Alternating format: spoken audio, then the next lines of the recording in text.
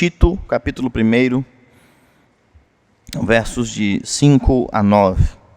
Diz o seguinte a palavra do Senhor: Por esta causa te deixei em Creta, para que pusesses em ordem as coisas restantes, bem como em cada cidade constituísses presbíteros, conforme te prescrevi.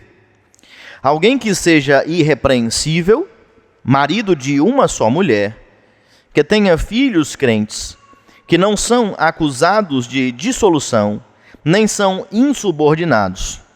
Porque é indispensável que o bispo seja irrepreensível como despenseiro de Deus, não arrogante, não irascível, não dado ao vinho, nem violento, nem cobiçoso de torpe ganância, antes hospitaleiro, amigo do bem, sóbrio, justo, piedoso, que tenha domínio de si, apegado à palavra fiel, que é segundo a doutrina, de modo que tenha poder tanto para exortar pelo reto ensino, como para convencer os que o contradizem.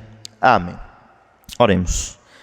Bendito Deus, bondoso Pai, mais uma vez, ó Deus, nós te damos graças, ó Deus, pela Tua palavra, porque cremos, ó Deus, que nela nós encontramos, ó Deus, o conhecimento do Senhor, aquilo que é necessário para a nossa redenção, para a nossa edificação, para a manutenção da nossa fé, para que sejamos, ó Deus, moldados pelo Senhor, a imagem, a estatura da perfeita varonilidade que é o nosso Senhor Jesus Cristo. Que possamos então assim, ó Deus, imitar a Cristo Jesus e sermos, ó Deus, testemunho vivo do Teu poder, da Tua graça e do Teu amor, onde quer que estejamos. Ensina-nos, ó Deus, também a compreender os nuances, ó Pai, da vida eclesiástica, de como a Tua palavra, ela dirige não apenas o culto privado, a vida do indivíduo, mas também governa o próprio funcionamento da adoração comunitária e da igreja de um modo geral. Abençoa-nos, ó Deus, com a Tua palavra. Nós te rogamos em nome de Jesus Cristo. Amém. Irmãos, nós estamos dando continuidade. Paulo, ele se apresenta no início desta carta, os primeiros versos, se você olhar rapidamente aí, ele vai resumir a Tito qual é a essência e quais são os propósitos do seu ministério, do ministério apostólico e também equivalente, o ministério pastoral, para o qual ele designa Tito. O propósito desta carta pastoral é que o apóstolo Paulo ele forneça a Tito subsídios necessários para que ele exerça o seu ministério. E nós vimos pela própria leitura que Tito ele foi enviado e ele permanecia onde? Na ilha, na verdade, de Creta. E Creta não era uma única cidade, era uma ilha onde algumas cidades existiam e coexistiam. Não sei se você já ouviu a expressão sincretismo religioso. Essa expressão ela vem exatamente de algo que acontecia na ilha de Creta. As cidades de Creta, elas não eram assim, como eu posso dizer, muito amistosas umas com as outras. Mas sempre que a ilha estava debaixo de ataque e sofrendo ameaças, eles se uniam com o mesmo propósito de repelir o inimigo. Então daí vem o termo sincretismo. Então a ilha de Creta, ela tinha algumas cidades, e nestas cidades nós temos algumas igrejas. E fica claro no texto que Tito tem o dever, sendo encaminhado aqui pelo apóstolo Paulo, de resolver algumas questões e preparar liderança. Este é o propósito, e o texto deixa isso muito claro. Não restam dúvidas, ele deixa claro ao iniciar: é por esta causa que te deixei em Creta. Qual é a causa? Primeiro motivo, veja o texto, versículo 5. Para que pusesses em ordem as coisas restantes. Colocar em ordem igrejas, isso é algo interessante. Às vezes há uma certa dificuldade em considerar que igrejas, elas precisem de concertos, né? A expressão do texto é exatamente essa. Colocar em ordem é como se você estivesse colocando no lugar correto algo que estava no lugar incorreto. É fazer um ajuste, mas não somente um ajuste, uma correção. É reformar algo que estava sendo feito de forma errada, não é? E é um trabalho realmente árduo de se realizar quando a própria igreja acredita que ela não é sujeita ou passiva de cometer erros. E a grande maioria dos crentes tem uma profunda dificuldade e resistência de reconhecer que pode estar falhando na sua prática religiosa, na sua prática de culto, no seu próprio credo, não é? Mas é muito importante isso, irmãos. Essa parte aqui, ela vai servir para a igreja de um modo geral e vai servir para o crente de forma particular. É importante que você entenda que mesmo que você tenha 10, 15, 20, 30 anos de congregado em uma determinada denominação, é possível que você esteja errado sobre o que você crê. É possível que você esteja errado sobre a sua fé. Se você nunca pensou nisso, pense a partir de hoje. E todo crente, precisa estar disposto a ser corrigido quando for, de forma clara, confrontado com a verdade das Sagradas Escrituras. Mesmo que tenha sido a fé dos teus avós, mesmo que tenha sido a fé dos teus pais, e não tome isso como se os teus pais fossem menos salvos ou menos crentes. Mas é possível que eles estivessem errados sobre algum determinado ponto da doutrina, e todo crente precisa estar disposto a ser corrigido pelas Sagradas Escrituras. Quem já passou por isso na sua vida cristã? Você já passou por isso? Algo que você creu a vida inteira, que era de determinada forma, e você chegou a uma forma irrefutável, indiscutível, alguém abriu a palavra de Deus, mostrou com clareza, e você não teve para onde correr, e você deve dizer, realmente, eu estava errado. Isso deve acontecer com certa frequência, irmãos, porque a Bíblia, ela está certa, e nós frequentemente estamos errados, nos nossos desejos, na nossa forma de agir, nas nossas intenções. Nós precisamos estar dispostos a sermos transformados, corrigidos, exortados pela Escritura. Isso não é algo incomum ou algo estranho demais. É tanto que essas igrejas haviam iniciado e são igrejas. São igrejas, é o povo de Deus que se congrega lá. Eles têm algum conhecimento evangélico, mas é possível perceber a preocupação do apóstolo Paulo, porque existem algumas práticas nessas igrejas que precisam ser transformadas, que precisam ser corrigidas, que precisam ser colocadas em ordem. E qual é, irmãos, o parâmetro que deve governar e dirigir tanto a vida particular de um crente, como a própria adoração comunitária, como a liturgia, como o que fazemos para o Senhor, o que consagramos ao Senhor, como fazemos, a forma, o conteúdo? Existe para nós parâmetro? Existe, irmãos. Qual é o parâmetro que conduz a vida cristã e a adoração comunitária? A palavra de Deus. O culto a Deus, ele é um culto que ele é biblicamente ordenado.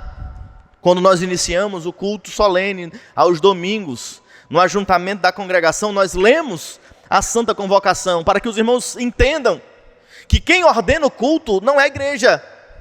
Não foi a igreja que escolheu o dia do culto, a forma do culto. Quem ordena, quem chama o seu povo a congregar e a adoração é quem? É o próprio Senhor. Vinde, adoremos. É pela palavra do Senhor que nós somos ordenados, irmãos. Entendam isso, existe uma ordenança. Nós devemos a Deus um louvor. E não somente a adoração é devida a Deus, você deve a Deus. Tanto faz se você crê nele ou não, tanto faz se você acredita que ele tem sido bom para ti ou não, ele deve ser adorado, e todos os homens vão inevitavelmente curvar-se a ele, mesmo que no último dia, mesmo mediante a dor e o sofrimento, mas vão reconhecer que o nosso Deus é verdadeiro e ele é digno de todo louvor e de toda adoração. É uma dívida que nós temos para com o Senhor. Primeiro mandamento: não terás outros deuses diante de mim. Qual é o segundo mandamento? Não farás para ti imagem de escultura. Então, não apenas o louvor que é devido é ordenado, é mandamento, não é? E nós sabemos que toda transgressão da lei de Deus é pecado, mas o segundo mandamento nos informa também que não apenas a adoração é devida, mas a forma em que adoramos, ela precisa ser uma forma divinamente revelada. Nós devemos adorar a Deus com aquilo que Ele nos ordena, no dia que Ele nos ordena, da forma que Ele nos ordena. Isso é de fundamental importância. A palavra de Deus, ela deve governar, ela deve dirigir. E é possível que você congregue numa igreja que tenha muitos defeitos, não é? No que diz respeito à prática, no que diz respeito à conduta, aos usos e costumes. E o que você deve fazer então, como membro de uma igreja?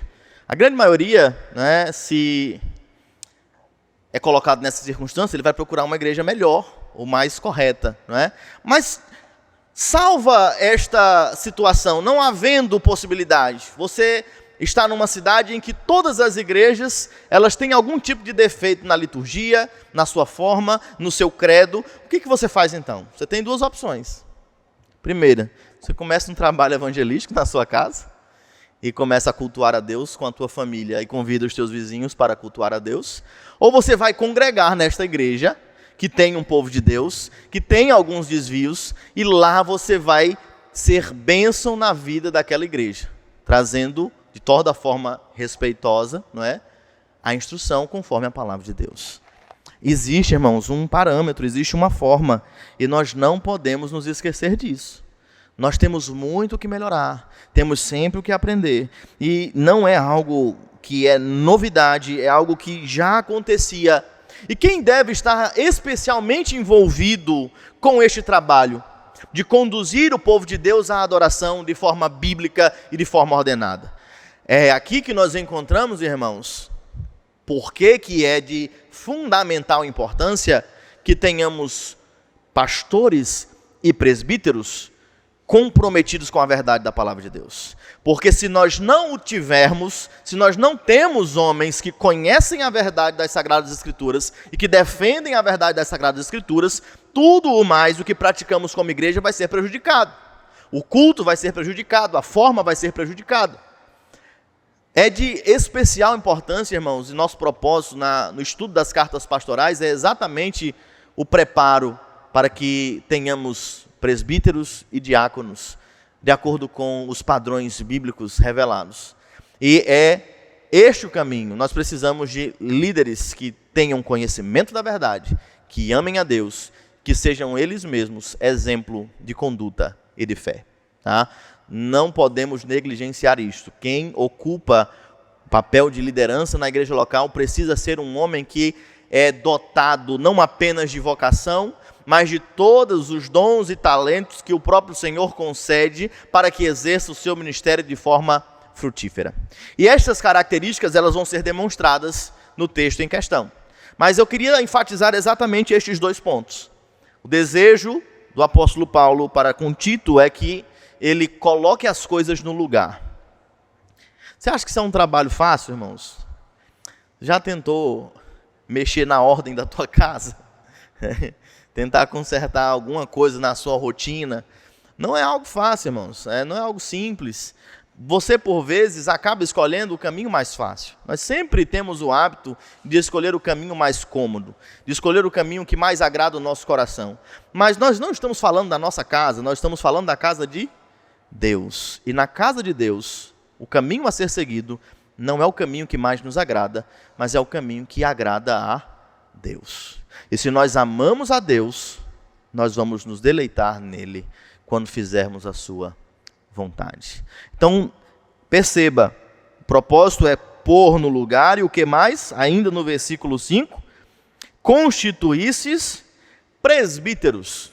Tito, ele tem o dever de trabalhar para que as igrejas elas sejam reformadas ou revitalizadas, por assim dizer, mas tem o papel também de estabelecer uma liderança conforme as prescrições que o apóstolo Paulo lhe passa, e passa a discorrer aqui no texto em questão. Mas algo que chama a atenção é que no que diz respeito ao governo eclesiástico, a própria construção textual nos leva a crer que esse governo eclesiástico ele consiste de um colegiado de presbíteros, não apenas um presbítero, mas de um colegiado de presbíteros.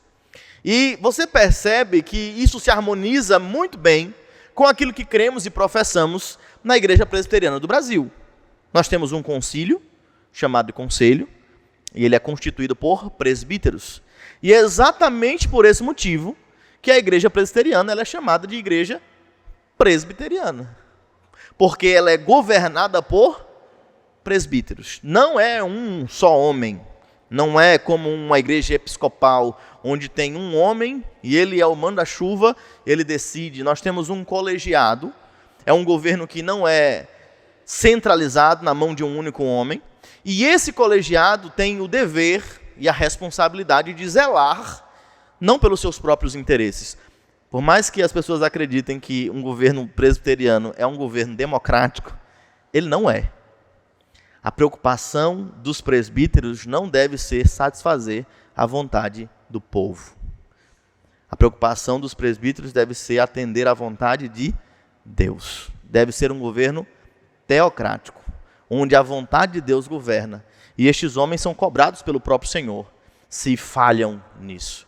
Nós sabemos, irmãos, que tem se tornado cada vez mais frequente a corrupção no ambiente evangélico. Muito poder centralizado na mão de um único homem, muitos recursos geridos por um único homem, onde um único homem tem o papel de determinar o que se faz, o que não se faz. E a forma com que a igreja é conduzida implica necessariamente nos ganhos ou não. E o sucesso, a quantidade de membros, a quantidade de arrecadação se torna a força motriz do ministério de muitos pastores. E mais, em congregações que possuem um governo congregacional, o ministro ele tem o dever de atender à vontade da maioria e não à vontade de Deus. E nós sabemos que a voz do povo não é a voz de Deus. A voz de Deus está revelada na sua palavra. Nós precisamos zelar então por um modelo de governo bíblico. E eu acredito que o modelo presbiteriano, como a própria Escritura evidencia, na constituição de presbíteros, nos deixa claro que a Igreja Presbiteriana do Brasil adota um sistema de governo eclesiástico de acordo com a palavra de Deus. Ele não é perfeito ao ponto de nos blindar para que nenhum erro ocorra, mas certamente ele reforça, ele divide a carga, ele aumenta a responsabilidade e coloca homens, veja a descrição, que não são escolhidos por poder aquisitivo, pela quantidade de membros da família que eles têm na igreja, por critérios que são comumente utilizados no ambiente político.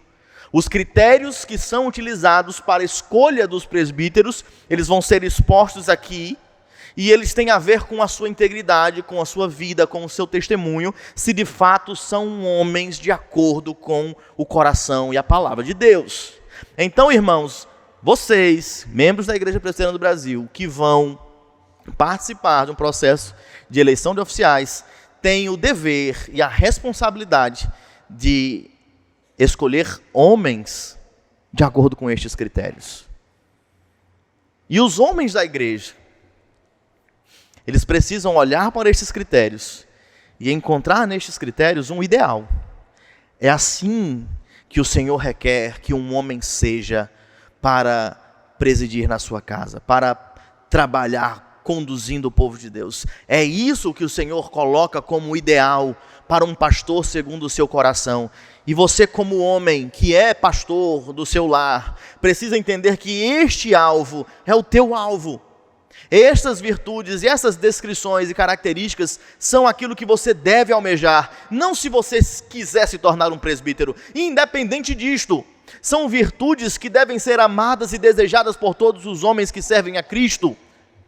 E nós vamos meditar um pouco sobre elas, mesmo que rapidamente, porque já vimos estas descrições em 1 Timóteo. Mas observe, Paulo passa então a partir do verso 6 até o verso 9 a descrever as características de um homem que vai ser colocado ao presbiterato. A vocação precisa ser reconhecida pela congregação, mas ele precisa ter virtudes específicas e descritas na palavra de Deus. A primeira delas, você vai observar, é ser irrepreensível. Nós vamos encontrar uma série de questões aqui de que elas são afirmativas, elas são positivas. Como deve ser o presbítero? Depois nós vamos ver algumas negativas a respeito de como ele não deve ser. E você vai perceber que há verdadeira sabedoria divina, e para os homens especialmente, há uma lista de virtudes a serem edificadas e almejadas, e uma lista de pecados a serem combatidos e abandonados. Vejamos, o presbítero ele deve ser, de acordo com o apóstolo Paulo, irrepreensível. Alguém que não tem nada que pese contra o seu nome, contra a sua conduta. Alguém que não tenha nenhuma mácula no que diz respeito ao seu caráter, na sua história. Que não tem do que dizer, que busquem, mesmo que investiguem a sua vida de cabeça para baixo. Ele não tem nada a esconder. Ele vive com integridade. E esta característica evidencia o próprio caráter dele. Ele é um homem íntegro e não tem o que temer. O texto continua descrevendo este homem irrepreensível, concedendo a ele algumas características. Como é um homem irrepreensível? Veja, a primeira característica que você vai perceber, ele deve ser marido de uma só mulher. Dentro desta afirmação, irmãos, é importante nós percebermos que existe um caráter cultural, e tinha se tornado dentro dos judaizantes comum a prática da poligamia. Eles tinham mais de uma esposa e isso não é o ideal, de acordo com o que o próprio Jesus Cristo demonstra, falando que o homem deixa pai e mãe, se une à sua mulher e eles se tornam uma só carne, que este é o ideal, este é o modelo bíblico, é o modelo que foi preparado desde o Éden, que o homem tivesse uma auxiliadora e esta auxiliadora seria completa.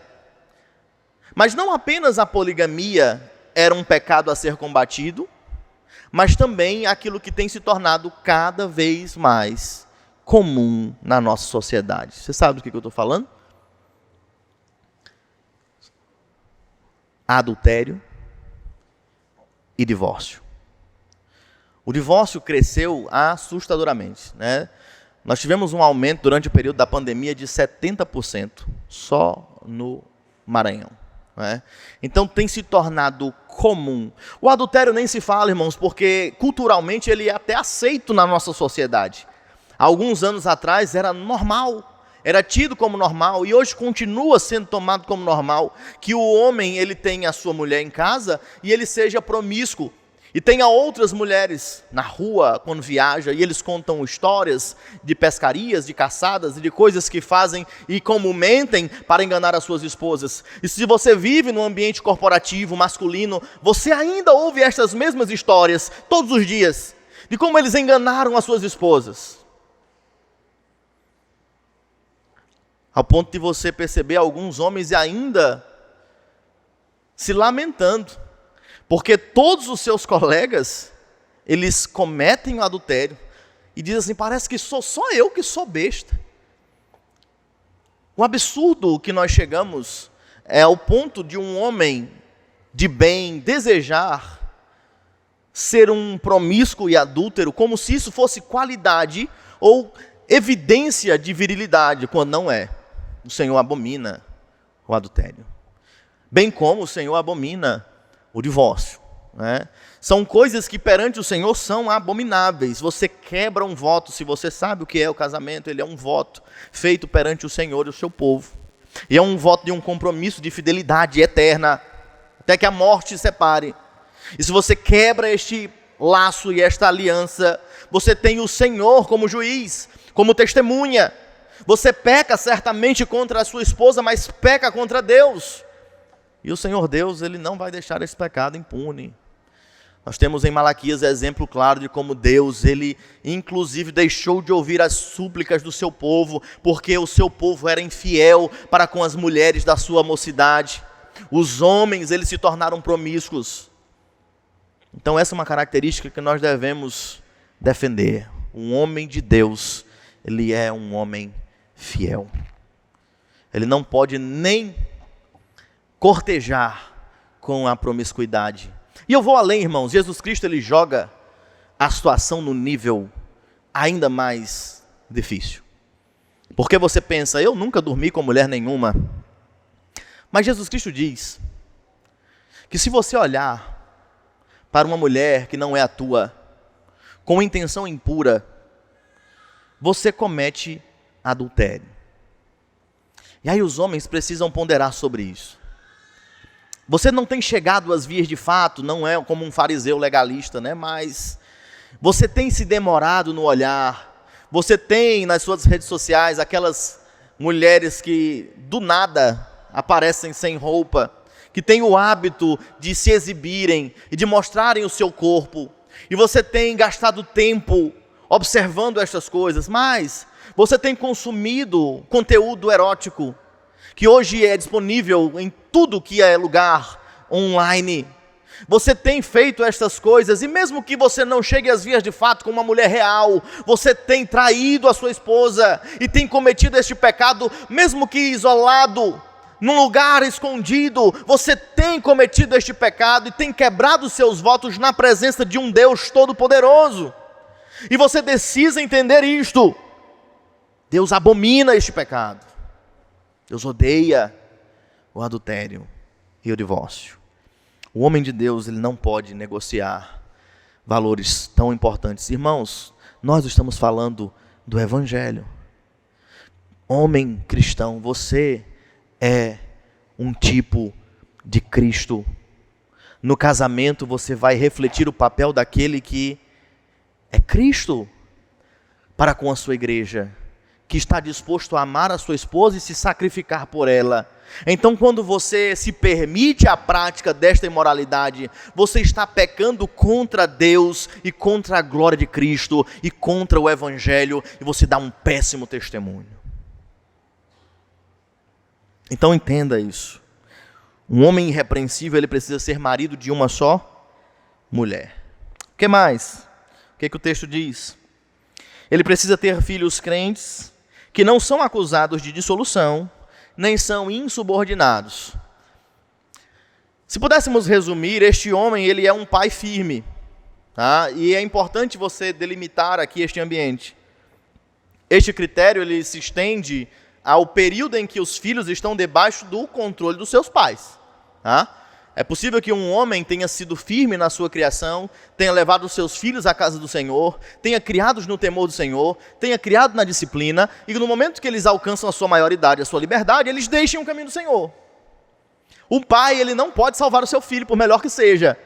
Mas a ideia do texto é que este homem, ele precisa ser um modelo de pai.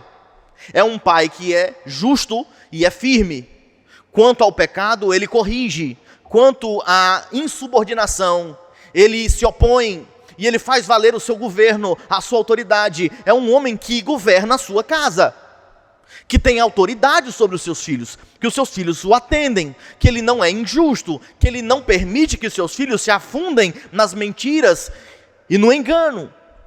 Mas ele tem uma verdadeira preocupação, não simplesmente com a felicidade dos seus filhos, mas com que os seus filhos distinguam entre o que é certo e o que é errado, entre o que é o bem e o que é o mal, e que ele se porte como um homem justo, porque nós carregamos também um título que aponta para o Todo-Poderoso, o Pai, que é o nosso Pai. Ele é o nosso modelo. E o nosso Pai, ele é um provedor, ele é um protetor, ele é amoroso, mas ele é justo. E a sua palavra afirma que ele corrige. E um pai que não corrige seus filhos, ele não tem seus filhos são bastardos. Um pai de verdade que ama, ele usa a vara e ele afasta os seus filhos da indisciplina. Eu sei que isso é difícil demais, irmãos, nos nossos dias. Hoje a nossa sociedade, ela não concebe um pai que crie seus filhos com firmeza e no temor do Senhor.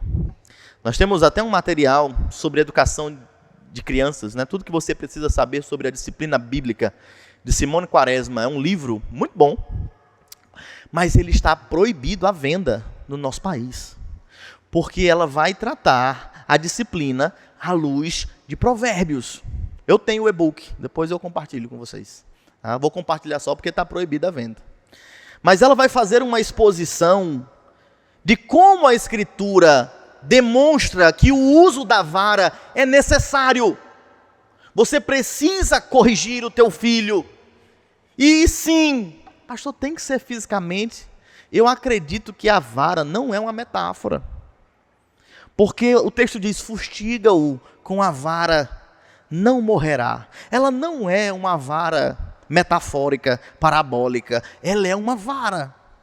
A gente não sabe se é de goiabeira ou se é de tamarindo. Mas é uma vara. É um instrumento de disciplina, é um instrumento de correção. E não que os pais devam ter prazer em descontar a sua ira nos seus filhos. Isso não é disciplina bíblica. Mas eles precisam ensinar aos seus filhos que todo pecado tem justa punição. De que eles não vão viver na prática da iniquidade sem que isso lhes traga severas consequências. Porque se você não corrigir os teus filhos e eles não aprenderem dentro desse ambiente amoroso, misericordioso, eles vão aprender lá fora. Eles vão ser açoitados porque eles não aprenderam em casa. Como diz o texto de Provérbios, um filho que não dá ouvidos ao seu pai e à sua mãe, ele vai ser uma profunda tristeza ao pai e à mãe. Corrija os teus filhos enquanto são pequenos. Ensina-os o temor do Senhor. Ensina-os o respeito. Nós vivemos numa geração em que os filhos batem na cara dos seus pais e eles riem. Uma geração em que os filhos aprendem os seus primeiros palavrões ainda pequeninos. Dançam coreografias eróticas e os pais riem. O Senhor, Ele não se agrada disto. Como um pai, como um modelo de pai, nós não podemos tolerar que um homem que vai governar a casa de Deus, ele seja relapso com o cuidado dos seus próprios filhos, com o cuidado da sua própria casa. O que o texto nos diz? Se ele não governa bem a sua própria casa, ele não pode governar a casa do Senhor. Um homem, então, precisa ser um marido fiel, não apenas fiel, mas existe uma série de características que vai apresentar um marido de acordo com as Escrituras, um pai firme e mais. Ele precisa ser, ainda no versículo 7, ele precisa ser irrepreensível como despenseiro de Deus. O que faz um despenseiro? Você sabe? O despenseiro é aquele que cuida da despensa. Então, o despenseiro é aquele que vai gerir algo que não é propriamente seu. Mas ele precisa fazer isso com responsabilidade. No que diz respeito aos bens, nós precisamos ser responsáveis, dispenseiros de Deus. No que diz respeito à Escritura, o homem que vai assumir o ministério e a função do presbiterato, ele precisa estar apto para compartilhar e para prover a mesa do rebanho de Deus com a verdade do Evangelho. Ele precisa ser um fiel dispenseiro. E nós vamos perceber que aqui no versículo 7 inicia-se também uma série de características que o presbítero não deve possuir, algo que ele não deve ser. A primeira delas, você vai perceber, ele não deve ser irascível, ou seja, ele não deve ser uma pessoa de pavio curto, explosiva, que com facilidade se ira, que perde a paciência com facilidade. Esse é um trabalho difícil para os homens, mas você precisa trabalhar isso. É necessário que o homem de Deus ele seja longânimo e ele seja também pacificador. Ele precisa ser paciente, não pode ser explosivo. Você percebe a quantidade de tragédias acontecem no nosso país porque de uma hora para outra, por um motivo bobo qualquer, homens perdem a cabeça e cometem loucuras em um curto espaço de tempo. Uma pequena discussão boba, cujo prejuízo não seria grande demais, mas porque duas pessoas sem domínio próprio iraram-se por um episódio, alguém perdeu sua vida. Este é um pecado que precisa ser combatido. O homem de Deus ele precisa ser longânimo, paciente, pacífico. Nós não podemos ser pavio curto, e algumas pessoas vão dizer assim, mas eu sou assim mesmo. Outros vão dizer que é coisa da sua terra, né? Que cearense é assim mesmo, por pouca coisa a gente mata um, né? Não é, irmãos. O homem é pecador. Todos eles, dependendo de onde tenha nascido. E é um pecado que precisa ser combatido. Nosso Senhor Jesus Cristo, ele é um exemplo. E ele diz que se te ofenderem ou te ferirem na face direita, você oferece também a esquerda, não é? Ele é longânimo, pacífico, e nós precisamos aprender com Cristo, porque a sua palavra diz que os mansos, eles vão fazer o quê? Eles herdarão a terra. O que mais? O que ele não pode ser? Ainda no versículo 7, ele não deve ser dado ao vinho. E o que isso significa, irmãos? Ele não deve amar a bebida, ele não deve se demorar na prática da bebedice, ele não pode ser um escravo da embriaguez. Isso não significa, irmãos, que ele não possa beber álcool, até porque nós tomamos o cálice na ceia todos os meses. Não é pecado o consumo moderado, responsável, não escandaloso, mas perceba na nossa sociedade que os homens majoritariamente vivem em torno da bebedice. O hobby da grande maioria dos homens da nossa sociedade é beber. Eles se ajuntam para beber. O motivo que os une é, inclusive, beber. Até aniversário de criança é motivo para beber.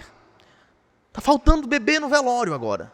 Mas os homens, eles usam tudo como justificativa e não percebem que são escravos da bebida. Não é, de fato, irmãos, um pecado você se assentar, comer, beber, recebendo isso com ações de graças é bom, mas você percebe que essa é a motivação da vida, é o centro da vida. Eles comparam uma semana se foi boa ou não, eles contam uns dias, eita que eu não tomei uma hoje. A conversa dos homens gira em torno disso, e não somente os homens, as mulheres têm seguido o mesmo caminho. Será que o propósito da nossa vida, o motivo da nossa vida, o que nos move é um hobby? É assentar-se para desfrutar, e pode ser qualquer coisa, irmãos. A bebida aqui é apresentada porque comumente é um grande problema, mas comer também é um problema, né? A gula também é um pecado. Tudo que consome ao ponto de você perder o seu domínio próprio e pecar contra Deus, demonstra que de fato é um homem que não tem controle de si. O homem, ele pode consumir álcool de forma não pecaminosa? Pode. O problema é quando ele é dominado pelo álcool. Ele é escravo da bebida. É lícito, irmãos, mas nem sempre convém. É lícito, mas nós não devemos ser dominados. Então é importante que nós nos atentemos a isso. Por que é um risco você ter um homem que é escravo da bebedice como um líder na igreja? Não precisa explicar, né? Vai trazer vergonha ao nome de Cristo. Vai trazer vergonha ao Evangelho. Um homem que não tem domínio sobre as suas próprias ações, ele não pode pastorear o rebanho de Deus. Ele está impedido, ele não é irrepreensível. Nós vamos ver o texto falando também que este homem, além de não ser pavio curto, irado, aquele que ofende, que perde a paciência, ele também não é violento, ele não agride, ele não é brigador, ele não resolve as coisas no murro, no tapa. E essa é uma característica que alguns homens também se vangloriam, de que eles resolvem as coisas na base da pancada. Se tiver alguma coisa, um problema comigo, a gente resolve. Vamos lá para fora. E acha que isso é masculinidade, virilidade. Isso é um exemplo de um homem forte. Não é. E o homem de Deus, ele também não deve ser desta forma. Não deve se portar desta forma. Não deve resolver suas questões na base da violência. E eu estou dizendo que a violência, ela é necessária em determinados momentos. Um homem, ele precisa agir com violência, se necessário for, para proteger, mesmo que os seus ou qualquer outra pessoa incapaz de se defender. Ele não pode ser omisso, se necessário for, pôr a sua vida em risco, para proteger o vulnerável. O homem de Deus deve fazê-lo, mas para proteção, nunca para agressão. O homem de Deus, ele está pronto e ele tem o ímpeto de proteger, de cuidar, é seu dever, mas ele não deve ser um amante de contendas, um amante de violência, um amante de brigas. Você percebe que isso é uma característica dos homens ímpios. Eles estão ali numa festa esperando alguém tocar neles. Passou, tombou, é agora. Homens que saem procurando confusão, brigas. Não é uma característica de um homem que teme a Deus. Nós precisamos aprender isso. Não é algo que faz parte. E por fim, dentro daquilo que ele não deve ser, nós percebemos que a última coisa que é pontuada aqui, ele não deve ser cobiçoso, no versículo 7, de torpe ganância. O homem de Deus, ele não deve ser ganancioso, desejar enriquecer a todo custo, ter o dinheiro como seu ídolo, ter como motivação da sua vida os prazeres materiais, conquistar, obter e ter o seu deleite, a sua esperança e a sua confiança nos bens materiais. Parece o desenho do Pica-Pau, né? Que era o modelo de homem. O Pica-Pau dizia assim, quando ele ficasse rico, né? Ele, mulheres, dinheiro, iate, né? O sonho que foi colocado na mente das crianças, quando ele tivesse bem, era esse tipo de coisa que ele ia conquistar, né? E não é. Mas para muitos homens ainda hoje, a ideia de sucesso é ter muitas mulheres, é ter muito dinheiro e ter muitos bens materiais. E para o Senhor, não é esta a ideia de sucesso. O sucesso é você ter uma casa, uma esposa, seus filhos, ter o pão que o Senhor te dá todos os dias, você deitar a sua cabeça no seu travesseiro e descansar em paz, com a sua consciência tranquila e com contentamento. Se você leu Eclesiastes, você vai perceber isso. Ele fez de tudo, conheceu de tudo e percebeu que tudo era vaidade e correr atrás do vento. Nós precisamos ter o nosso coração no lugar correto. Não nos vícios, não nos prazeres, não na nossa própria honra, não nos bens materiais. O homem que vai presidir a casa do Senhor, ele precisa ter o seu coração no Senhor. E você vai perceber, à medida que nos aproximamos do fim, existem mais algumas qualidades que são descritas a partir do verso 8. E estas qualidades, elas têm a ver do comportamento do homem de Deus para com o seu próximo. Nós vamos perceber que o homem de Deus, ele deve ser o quê? Hospitaleiro. O que é uma pessoa hospitaleira? É uma pessoa que recebe outras pessoas na sua casa, né? Que ele acolhe, que ele socorre, que ele se importa com o próximo, especialmente aqui com o estrangeiro, que era algo muito comum na época, que as pessoas, não tendo uma rede hoteleira, elas precisavam ser acolhidas na casa dos irmãos, especialmente os pregadores itinerantes. Você vai perceber que existia uma prática comum de recebê-los na sua própria casa, né? E existe até um manual de conduta de como recebê-los. Se eles cobrassem pela palavra, você não devia recebê-los. Você vai perceber que dentro da igreja primitiva era comum que estes andarilhos que pregavam o evangelho, eles fossem acolhidos na casa dos irmãos.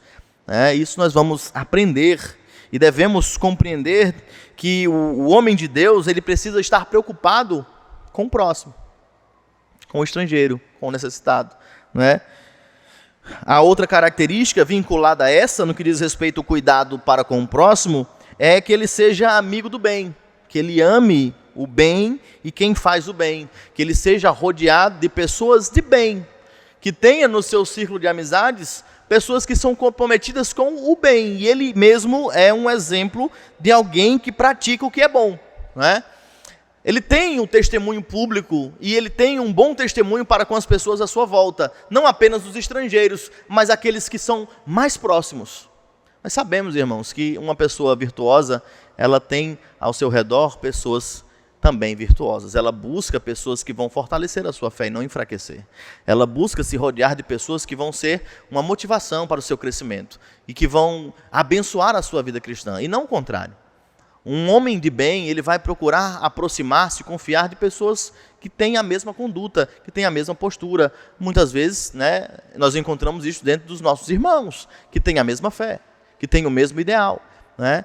Então isso também é importante no que diz respeito ao próximo, Nós vamos observar então que o texto vai tratar também de mais algumas qualidades, e são qualidades de cunho pessoal, que falam a respeito do próprio indivíduo, tá? E ele deve ser algumas coisas. Primeiro, sóbrio, um contraste com o ébrio, aquele que não tem domínio próprio. Ele precisa ser justo, né? Ele precisa amar a justiça, e é muito importante isso, irmãos. Um homem de Deus, ele precisa ser íntegro. Ele não está disposto a negociar a sua integridade para obter vantagens ilícitas. O homem de Deus precisa ser justo, mesmo que ele precise assumir o dano.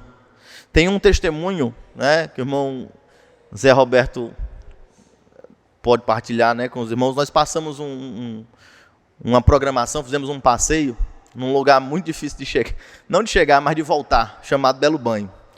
E o rapaz fez a cobrança, juntou a lista lá de tudo que foi consumido. Aí passou para o irmão Zé Roberto, sei que os irmãos pagaram, cada um a sua despesa. Quando eu cheguei em casa, eu tinha a lista dos inscritos, eu fui fazer as contas. E eu percebi que a gente tinha deixado de pagar determinado valor. Esse homem, ele ficou tão impressionado, porque quando o irmão Zé Roberto começou a falar com ele, ele pensou que a gente ia dizer que ele cobrou errado. Mas quando ele percebeu que a gente ia dizendo que a gente precisa pagar mais a ele, porque ele contou errado, ele nunca que acreditou. E ele sabia que a gente era crente. Está tão incomum e tão raro você perceber pessoas que são justas. Não, mas é o de direito, nós estamos devendo. Passa o Pix, a gente vai pagar. Pense num homem que quer ver a gente lá agora todo final de semana. Digo, pastor, pode vir, as portas estão abertas aqui. A gente quer gente desse tipo aqui no nosso estabelecimento. Mas é uma coisa que deveria, irmãos, ser normal. Deveria ser corriqueiro. Não deveria causar tanto espanto e admiração. Ser justo, ser correto, deveria ser algo comum. Mas estamos vivendo em dias que mesmo os crentes, eles têm utilizado de uma conduta impiedosa, buscando obter vantagens injustas, devendo, comprando em nome de Jesus e não pagando nunca. Um homem de Deus, ele precisa ser justo, íntegro, comprometido com o que é correto, né? Não pode ser partidário, mas ele precisa ser também piedoso, ou seja, a sua vida cristã seja exemplar. Ele é uma pessoa que vive a fé cristã de forma comprometida. E ele precisa possuir domínio próprio. Essas são as características que o presbítero precisa ter. Vá prestando atenção, porque nós vamos precisar de homens assim. Você verifique, visite o teu próprio coração, a tua própria consciência. Se tem algo que precisa ser corrigido, busque corrigir. Faça isso para a glória de Deus, para que o Senhor disponha de ti como um instrumento útil nas mãos dele para o bem da sua igreja. E as últimas qualidades, irmãos, elas têm a ver do relacionamento do presbítero para com a igreja. E são qualidades que são inegociáveis também. Uma característica, finalmente, do presbítero, conforme descrito pelo apóstolo Paulo, é que ele precisa ser, versículo 9, apegado à palavra fiel.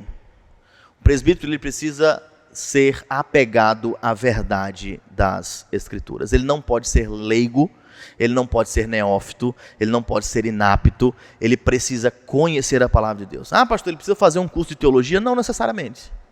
Mas ele precisa conhecer as doutrinas básicas da fé. Ele precisa estar apto para abrir a palavra de Deus e falar do evangelho com fidelidade. Ele precisa estar apto para identificar os falsos ensinamentos. Ele precisa estar apto, e a própria descrição do texto vai deixar claro isso. Ele precisa estar apto para exortar e para convencer os que o contradizem. Ele precisa ser pronto para ensinar e corrigir aqueles que fazem parte do rebanho de Deus pela palavra. Ele precisa estar munido desta ferramenta. Irmãos, você acha que o que dirige o pastoreio de uma igreja é a opinião do pastor? São usos e costumes da igreja local? Não, irmãos, é a palavra de Deus. O que o pastor e os presbíteros dispõem para chegar até um irmão e dizer: meu irmão, você tem pecado nisso. Não é eu acho, eu penso, isso me fez sentir. Não, a gente vai ter que abrir a palavra de Deus e dizer, está escrito. E baseado nisto, nós cremos que você tem pecado contra Deus. Então o presbítero ele precisa conhecer as Sagradas Escrituras, porque somente por intermédio delas ele vai poder pastorear, ensinar, corrigir e defender a fé. Inclusive num caráter aqui apologético, não é? Convencer aqueles que são contraditórios de que de fato a fé que nós temos é uma fé verdadeira. E neste quesito, irmãos, nós precisamos ter uma atenção especial. Eu afirmo aos irmãos com toda convicção que é um grande prejuízo à igreja de Deus presbíteros que são inábeis com a palavra de Deus, que não conhecem, eles não estão prontos para ensinar, eles não estão prontos para corrigir, eles não estão prontos para dar razão da sua fé. Na IPB isso tem acontecido com muita frequência. O presbítero ele tem se tornado quase que um deputado. Ele apenas representa a igreja em um concílio, mas ele não está apto a ensinar, nem é ele mesmo um guardião da boa doutrina.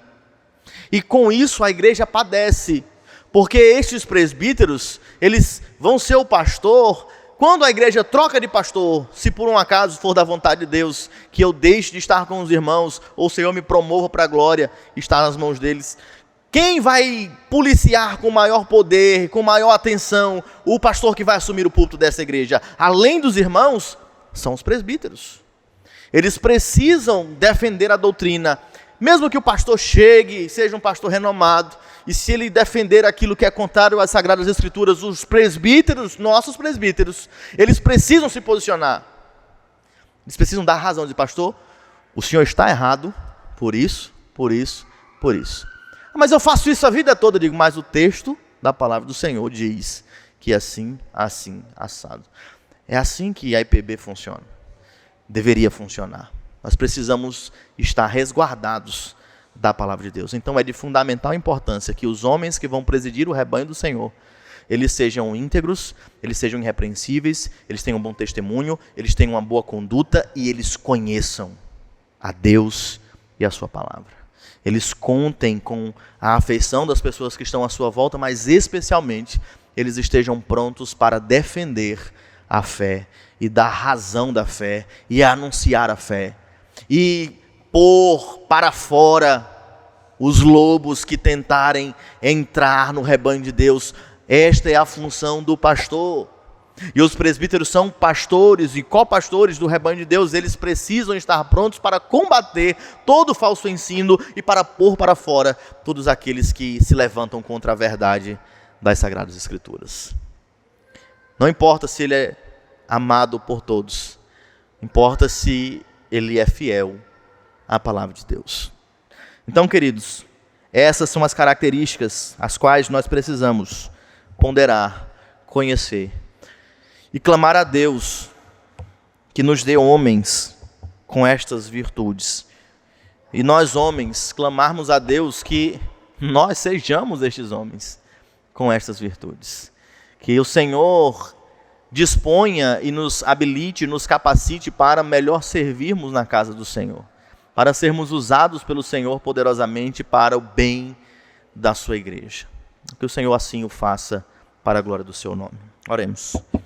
Santo e eterno Deus, bendito Pai, te louvamos, ó Deus, porque reconhecemos, ó Deus, que homem algum, por força própria, por mérito próprio, seria capaz de cumprir tão elevado ministério. Mas te louvamos, ó Deus, porque o Senhor tem chamado homens, vocacionado homens, preparado homens, homens que são falhos, que são pecadores, que têm os seus pecados e o Senhor os conhece muito bem. Mas homens que o Senhor redimiu, perdoou, lavou e tem transformado para a tua glória. Ó Deus, nós te damos graças porque nós somos estes homens, que outrora éramos inimigos do Senhor, mas aprove o Senhor usar-nos, ó Deus, para o bem da tua igreja. Tem misericórdia de nós, ó Deus, para que não venhamos a nos tornar pedra de tropeço para nenhum dos teus pequeninos. E que o Senhor, ó Deus, faça florescer na tua igreja, nos dê mais e mais homens aptos aos ofícios, tanto de presbiterato como de diaconato, mas especialmente, ó Deus, que os homens da tua casa, eles sejam homens de verdade dentro dos seus lares, maridos amorosos, pais firmes e valorosos, que têm um compromisso verdadeiro com a glória de Cristo e não com os seus próprios interesses. Transforma, ó Deus, os homens da tua casa, pelo Evangelho, pela tua palavra, para a glória do teu nome, para que as famílias sejam agraciadas, ó Deus, com um exemplo vivo, com um testemunho vivo do Evangelho, com um modelo que aponta para Cristo. Ó Deus, tem misericórdia de nós. Faz-nos perceber, ó Deus, que o Senhor confiou a nós um papel tão sublime, de refletirmos a glória de Cristo, a glória do Pai, no nosso ministério, como homens. Nós pedimos, ó Deus, pela vida das mulheres e das crianças também da tua igreja, que as esposas sejam verdadeiras auxiliadoras, e que o Senhor disponha delas, ó Deus, para que santifiquem os seus lares. E aquelas, ó Deus, que têm sofrido na mão de homens ímpios, que o Senhor, ó Deus, as fortaleça, e que o Senhor quebrante o coração dos seus esposos. Que o Senhor transforme a vida destes homens, e que eles sejam santificados pelo convívio com as tuas servas. E aos nossos filhos, ó Deus, que o Senhor também derrame graça sobre a vida deles, para que sejam, ó Deus, respeitosos para com seus pais, para que aprendam, ó Deus, o temor do Senhor, para que assim, ó Deus, a tua igreja cresça e amadureça, e seja, ó Deus, renovada, e nasça, ó Deus, uma geração temente ao Senhor e comprometida com o teu reino. Nós te pedimos isto, ó Deus, em nome de Jesus Cristo. Amém.